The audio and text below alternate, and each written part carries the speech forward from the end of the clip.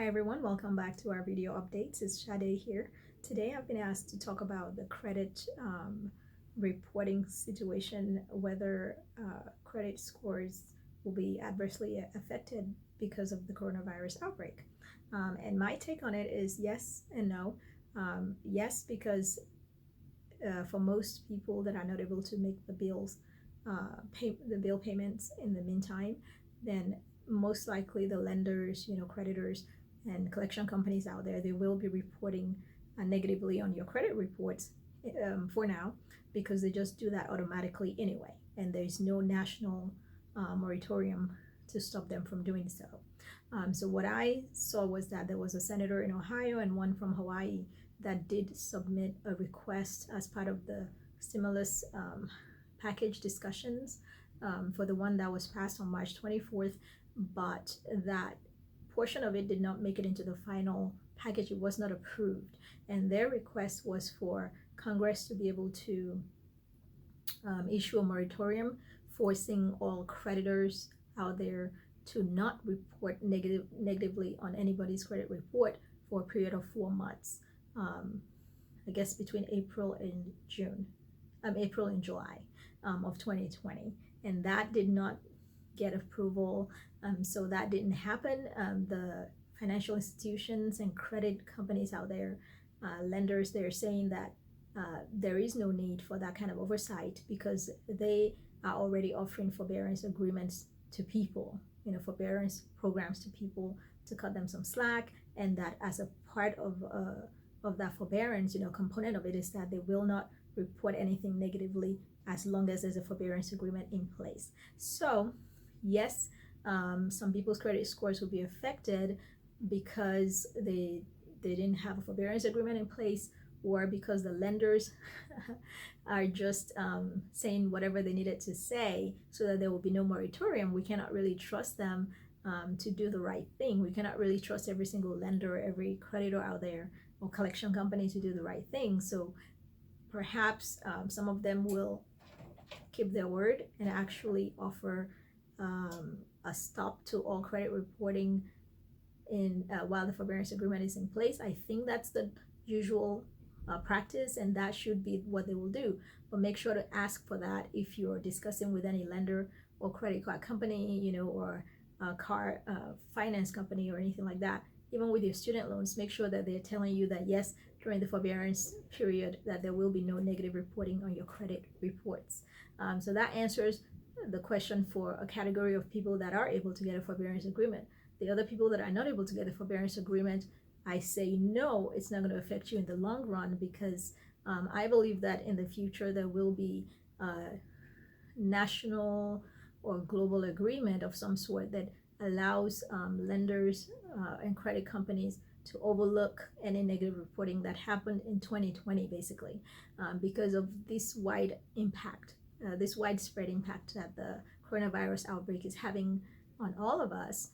There is nobody that's going to escape it, really. So it's hard to offer this break on a one-on-one basis when it's affecting a huge number of people. So I think it will be in the best interest of the financial institutions out there to have a general agreement to remove negative reporting that occurred, for most of 2020.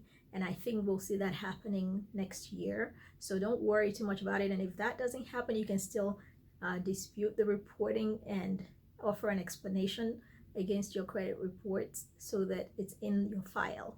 And I believe that no lender out there would count that against you too adversely. Of course, your credit score will come down a little bit if you're not making your payments, and that's just to be expected, but they will be able to still consider you, hopefully, for any kind of credit that you need.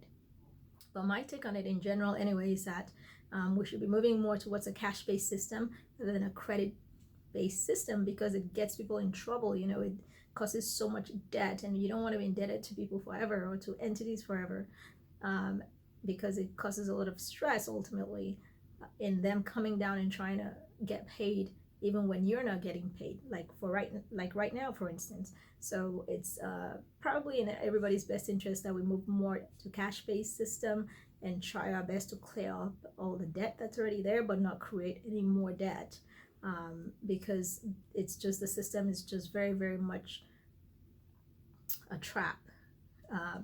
And then of course, I would also say that in the meantime, physical health is priority, of course, and your mental health as well, because these times are so stressful and so uncertain. Everybody's on edge, and you would be better off just focusing on the basic necessities right now, as well as your physical and mental health, I think.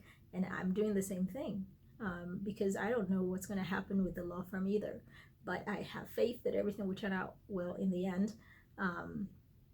And in the meantime, I don't want to lose my mind while worrying about things that are outside of my control.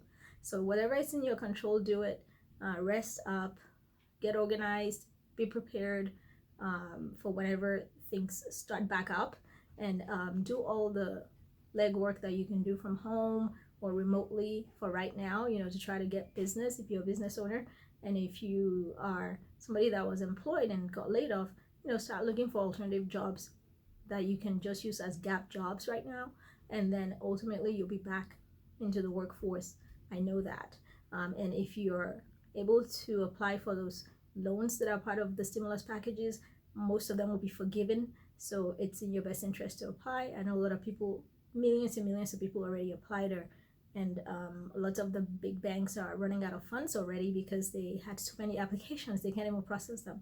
But go ahead and get in line, because I think there's going to be another wave of the stimulus package where the U.S. Treasury will release more money into the economy and allow that to be part of the PPP loan program. So look them up. It's the PPP is that payroll protection program, and the EIDL is the one for economic disaster loan. So injury from the disaster, I think is what it's called. But look it up on the SBA website and follow up from there. The PPP is done directly through your bank that you have a relationship with. Some banks, you don't need a relationship with them to be able to do that. So go ahead and get in line like everybody else and try to get those benefits, because you already worked hard and paid your taxes, and that's all where most of that money is coming from anyway. So that's what my suggestion would be. Don't worry too much about your credit score right now, because we all don't need it right now, and in the future there will be adjustments made, and there will be some explanations to be made for why you fell behind on the payments, and everybody would understand that.